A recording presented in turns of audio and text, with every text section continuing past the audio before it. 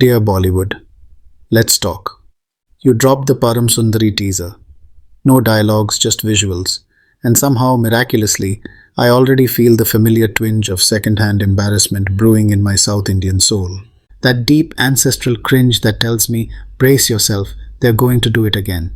And you know what? That intuition isn't paranoia, it's trauma. Cinematic trauma. Decades of it.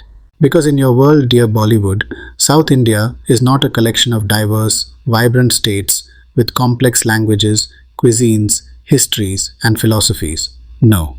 In your world, it's one big coconut tree of cliches, where everyone talks in funny accents, wears jasmine garlands 24/7, and has idli-sambar for breakfast, lunch, dinner, and moral compass.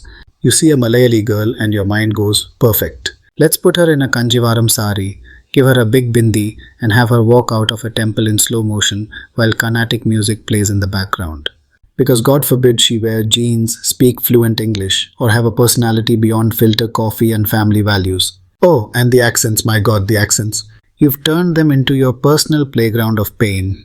Take Deepika Padukone in Chennai Express. Her accent was like a multilingual flight delay announcement.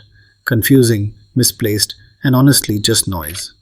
अच्छा, कहाँ से खरीदी ऐसी बकवास dictionary? And SRK, let's talk about your crown jewel for a moment, Mr. Global Superstar. A man who can dance in Iceland, cry in Egypt, and romance in Switzerland. But when it comes to portraying or referencing South India, suddenly, it's amateur hour at the school cultural fest. Remember Ra.One, that tragic moment when SRK, playing a Tamilian character, casually eats noodles with curd, as if that's what people south of the Vindhyas do for kicks. I'm not even Tamilian, and still, every fiber of my being folded in on itself like a bad origami tutorial. Then there was that unforgettable moment when he introduced Ramcharan at an event with Idli Vada Ramcharan. Wow, revolutionary. You really captured the soul of the South there, didn't you? It's always food. Always. As if we're just a breakfast menu waiting to be mocked. How does a man who's been in the industry for over 30 years, who's considered the face of Indian cinema worldwide, still not realize that reducing an entire region to its snacks isn't witty, it's lazy, and frankly, embarrassing? But hey, SRK is not alone. The pantheon of South Indian caricatures in Bollywood is long and cringeworthy.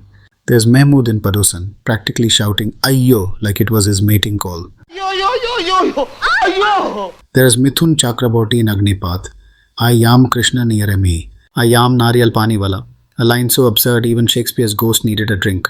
I am Krishnan Ayyar Yamya. There's Satish Kaushik in Sajan Chale Sasural, who walked so others could run, right into cultural ignorance. खराब लगता है और ये मेरी फौज है.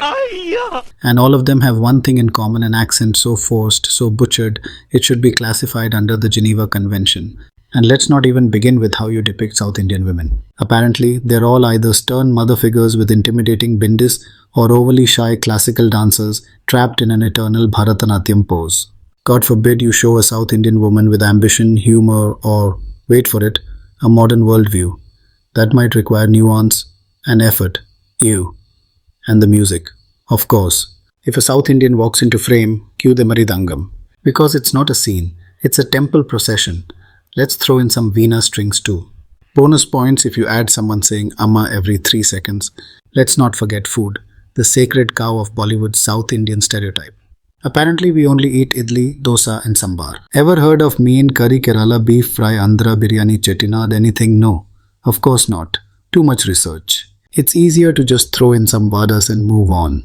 If South India were a person in your movies, it'd be that side character who only exists to hand the hero a tiffin box and disappear. And of course, every household must worship Rajinikanth like he's an alternate deity, which, yes, the man is a legend, but can we stop turning Tamil cinema fandom into a punchline? Our love for Rajini isn't your comic relief. It's culture, it's history, it's identity, it's not a joke. But there's one man who never treated it like a joke, Kamal Haasan. The only actor who could walk into a Malayalam, Tamil, Telugu or Hindi film and belong there. Not pretend, not parody, belong. Kamal didn't just act, he absorbed. He respected every language he spoke, every culture he represented. He didn't come in like a tourist, he came in like a student. He learned, he adapted. And in Malayalam cinema, oh how he thrived. Not many people today even realize this, but Kamal Haasan has acted in some of Malayalam cinema's most tender, moving films. From Kanyakumari to Chanakyan, Kamal didn't just visit Malayalam cinema, he left a legacy there. And he spoke the language fluently. No awkward dubbing, no fake accent, no pity claps, just pure immersion. Kamal Haasan didn't play a Tamilian in Kerala. He played a character, a human being, a man with context, not caricature. He didn't need to slap on a veshti and say Aiyyo in every scene. He let the story do the talking. He let the culture speak through him. And that's what true respect looks like. Mimicry artist ചേരാമുണ്ടോ? So here's my humble request. Dear Bollywood, the next time you want to represent South India, don't. Unless you're actually going to do the homework. Stop reducing us to food, accents, and musical instruments. We are not a costume you can wear for 2 hours and discard during credits. We're not your comic subplot or exotic side character. We are not your punchline. We are doctors, engineers, artists, poets, politicians, filmmakers, technicians, and storytellers.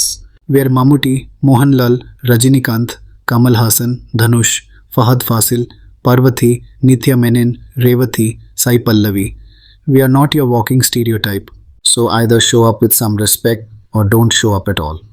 Sincerely, a fed up, forever disappointed, but still weirdly hopeful South Indian